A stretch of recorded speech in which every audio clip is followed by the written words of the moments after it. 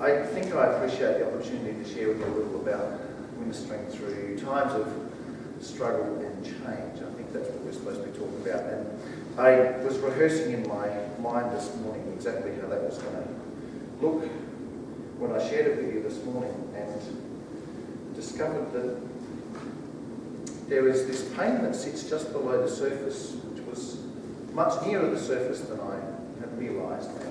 So I'm not going to share exactly in the way that I thought I was going to. I planned that, almost like a sermon, there were three parts. There was going to be background information, even putting things into context. Background information about what happened, and then the immediate response to that, and the way that we were held and embraced by beautiful people in our community of faith, colleagues and friends, and then go on to talk about how that's impacted on me and how I am in ministry and things like that. But I just didn't feel that I was going to be able to follow through with that particularly well. So I've decided to do something else, and thank you for a couple of conversations earlier this morning that have helped me put some clarity to what that might be. I do have to give you some background information, and it's just going to be less detailed. In March last year, the day of the last state election, our daughter-in-law she's very passionate about all things environmental, and she was handing out how to vote cards for the Greens Party, and she had her little one-year-old son, the youngest of their three, on her wrapped to her chest in his most favourite place where he liked to be. And as she was going about the normal task of that day, he suddenly let out a cry and stopped breathing. The first we knew of this was we were at much anticipated McGill Church family camp, and we'd got down there on the Friday night with some other families, and on the Saturday morning we got up, had breakfast, we're welcoming those that arrived on Saturday morning, and got a phone call from my son, which is unusual for him to ring at that time of day. Usually we spend an hour or two on the phone at night, most evenings, sorting out the ways of the world. But for him to ring early in the morning was unusual. So I took the call, although I initially wasn't going to.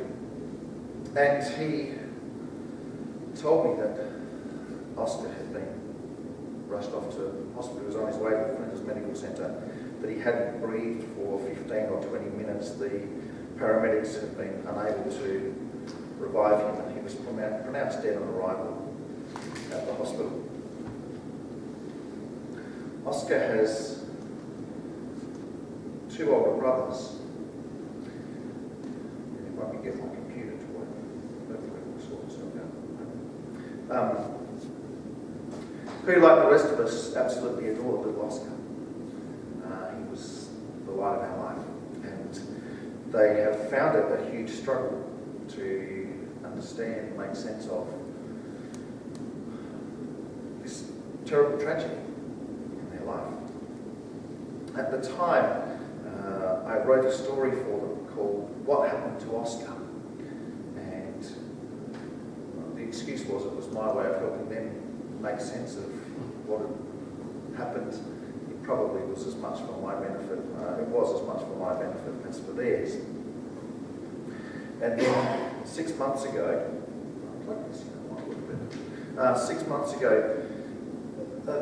both of the boys have been having some issues at school, behaviour and things like that. And I decided to write them another story called I Miss Oscar. I'll read that story to you in a minute when this stops doing strange things. I think it went to sleep and doesn't know how to wake up. I can identify with that. But maybe I'm not meant to read that after all. The story about I Miss Oscar is probably something about how the story probably says something about how I am different in ministry in the wake of this tragic event for us. One of the things that I've discovered in recent months, several of you were at Careworks the other day when I think her name was Lisa, a lovely woman, shared about ministering with people with depression. And one of the things that she emphasised several times was the importance of just being present with people. That our presence with people is often what's most important. And I think I've come to appreciate that a whole lot more. See, one of the things that happened on the day that Oscar died, I've lost people close to me before. When I was in Bible college, my best friend at college died of cancer. A few years later, my next best friend died of alcohol-related issues. My wife's little sister died when she was 11. My mum died a few years ago. People close to me have died before, but nothing has impacted on me like the death of Oscar, our little one-year-old grandson. On the day that Oscar died, I hate to use this cliche, but my heart broke. My heart broke, and I don't think it will ever be repaired.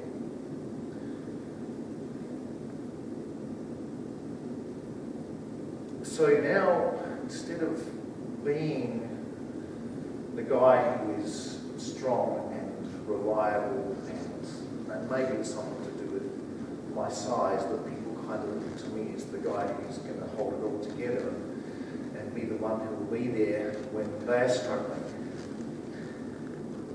Now I'm, to use Graham Long's term, a pillar of weakness and brokenness, standing alongside them when I'm in distress.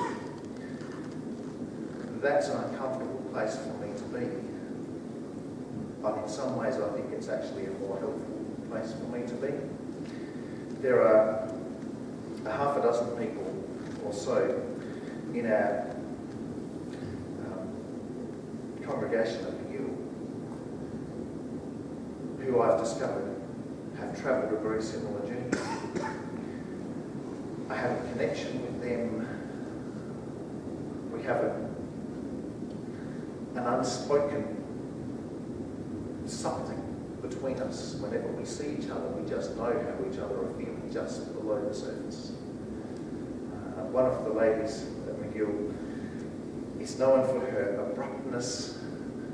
She's abrasive in many ways. She's never shies away from letting people know exactly what she thinks. But I've discovered that that is all about the way in which she protects her broken heart, because she lost a child a long time ago. And most of us, I think most people at McGill have no idea, because she doesn't share it, she just carries it. But she shared it with us as she walked alongside of us as a tower of weakness along our journey. Now, I have no idea what is going on around the blank screen, which is completely unhelpful. What I was going to do was to read you this story, but I think that's not going to happen.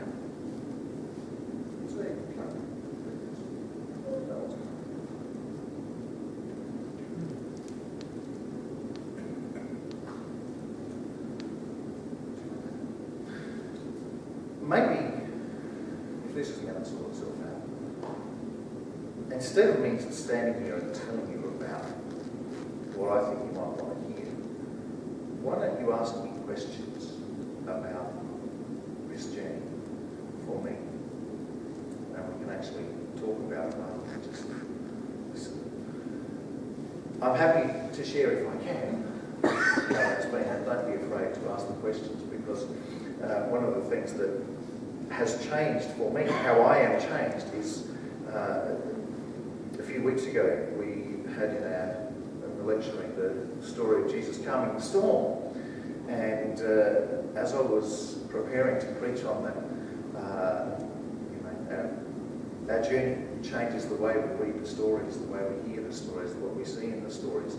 And for the first time, I saw there's someone should write a book called The Stupid Sayings of Jesus. A bunch of guys in a boat, the storm is raging, the waves are crashing in. They're terrified, and Jesus wakes up and says, "What are you afraid of?" Like, really?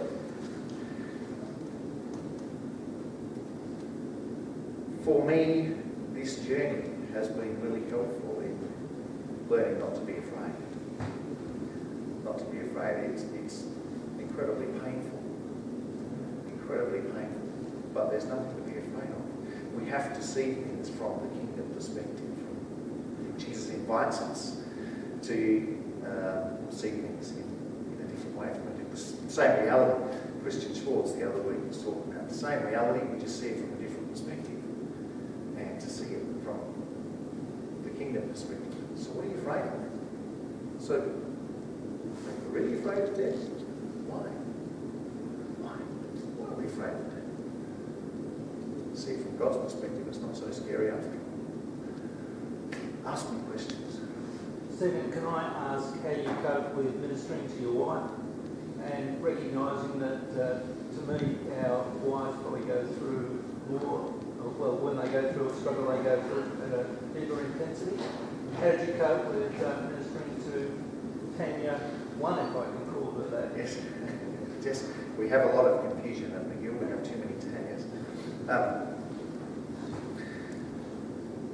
One of the big things for me has been a huge reawakening about my first ministry is to my family.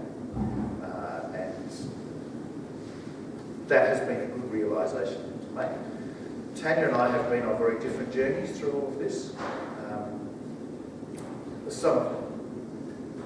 I'll share what I think Tanya won't mind me sharing with you. For many years, Tanya suffered chronic, often debilitating depression. And at the time that her little sister died, she also suffered a huge faith crisis. She had come out of a Pentecostal background and had an understanding of God that had a lot to do with blessing God's people, performing miracles if people prayed hard enough and had enough faith, and all of the messages that had surrounded the sickness of her little sister were about if we have enough faith, God will heal her. But then when she died, a number of those significant people who had done a lot of hard praying and believed that this miracle was going to happen said, "Isn't this wonderful? It's the ultimate healing. She lives forever in the presence of God. This is fantastic." And it wasn't fantastic for Tanya. It was devastating. And she lost her faith altogether, which wasn't a bad thing because the God that she believed in, I believe, was not who God really is. A very painful time for her. She's then spent many years rebuilding a new understanding of who God is, what He's like, how we relate with Him. I feared when we lost Oscar that for her there could be another faith crisis and that the dark cloud might roll back into her depression. Was well managed and life has been great in that regard for many years, but I feared that this could be something tragic for her personally in her own health and so forth. And that hasn't happened. We spoke recently about that. We often talk about how we're going, how we're doing all this. And Tanya said, "I'm okay. It's not that I've stopped believing in God or anything. We're just not very good friends at the moment." And I thought, that's fantastic. That's good. And she's quite okay with God being okay, that they're not good friends at the moment. And that's a good thing. For me, my journey has been quite different in that I need for God to be my closest friend through all of this because I won't cope otherwise. Tanya's much stronger than I am.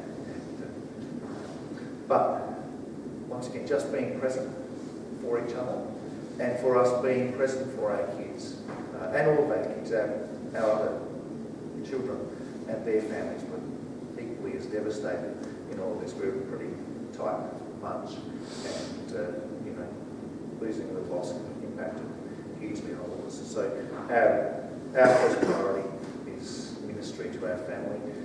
The way that has impacted in local church stuff, when people ring up or send me a text message and say, I'm not going to be at the elders meeting tonight because I've got to pick kids up, or Mrs. is home late from work, or whatever, instead of being secretly annoyed about that, because they should be more committed and could make other arrangements, now I go, yes, they've made the right decision.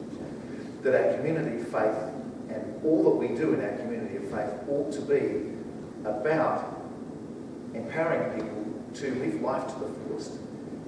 And that is, I think, primarily about caring for your family first, isn't it? Isn't that the greatest responsibility God's given us? And if our communities of faith aren't accommodating that, we're getting that terribly wrong. And we often have, I've got it wrong in my own life for a lot of years, and I hope I'm doing better with that now. And I want to help other people do better with that. And our communities of faith are going to have to get used to that and support that. Because otherwise, if we're not doing that, we're getting it terribly, terribly wrong. I don't know if I answered your question. This still isn't working. Obviously, I'm not meant to read you my story. So I'm not going to. You're writing that story and obviously wanting to engage with your other grandchildren. Yep. What is it that you're wanting them to learn from you as their grandfather? Does that make sense? Yep. Yep.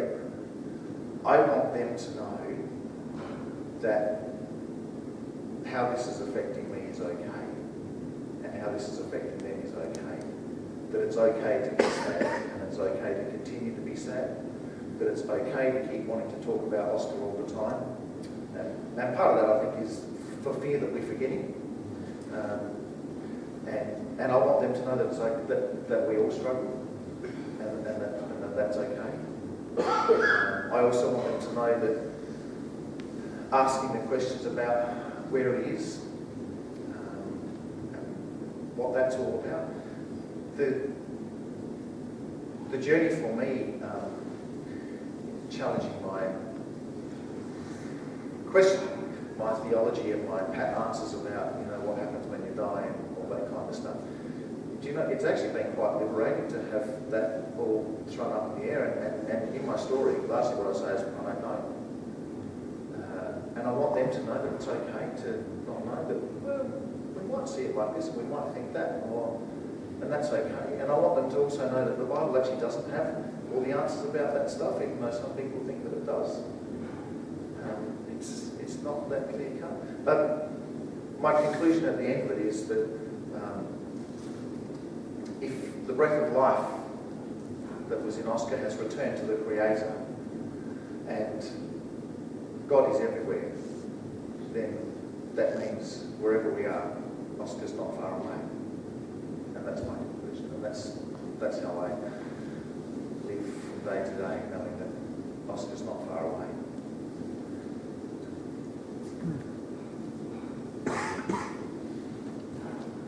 Any other questions? Yeah. James?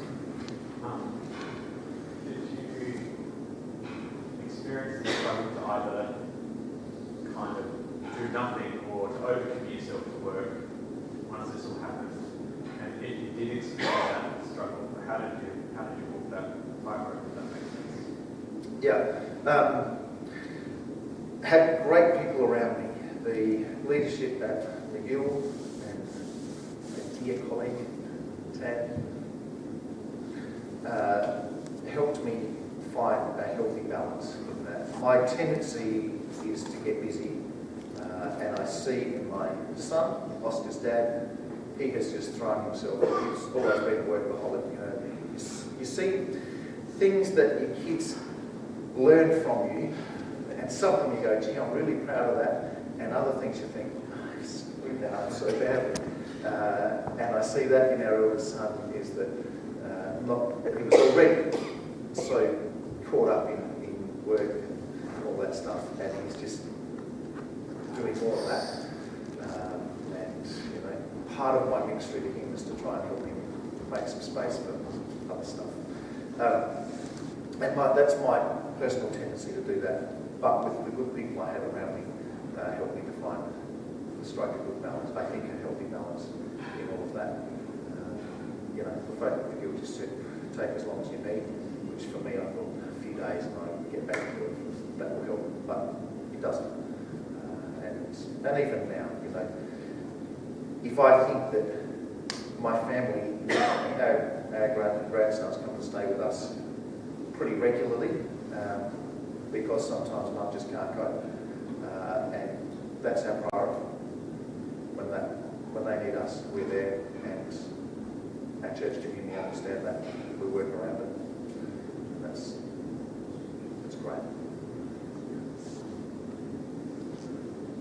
If you've found some areas that you were sure of your God that have actually just been in the tragedy of that become even more sure?